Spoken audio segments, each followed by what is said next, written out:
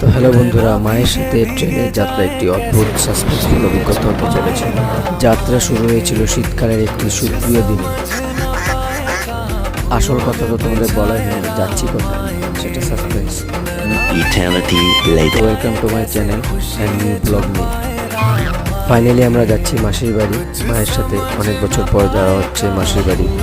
গলার আওয়াজই বুঝতে পারছো আমার গলাটা আর ছিল কোল্ড ফিভার। ট্রেনটার অপেক্ষায় আমি বসেছিলাম, আর এক অদ্ভুত অভিজ্ঞতা যা আমি একক প্রান্তে ট্রেনে বসে অপেক্ষা করতে হওয়ার সময় জীবনের এক অনুভব করেছি। হয়তো সেই এক ট্রেন এসেছিল আমার জীবনে অনুপ্রাণিত মোড়া। সূর্যের কোনো কিরণ নেই, কুয়াশায় ভরা রাস্তার চারিদিকে, স্টেশন মাঝখানে আমি বসে থাকি। চাটা শেষ করে মায়ের সাথে চললাম আমার লক্ষ্যে। তো বন্ধুরা, একটা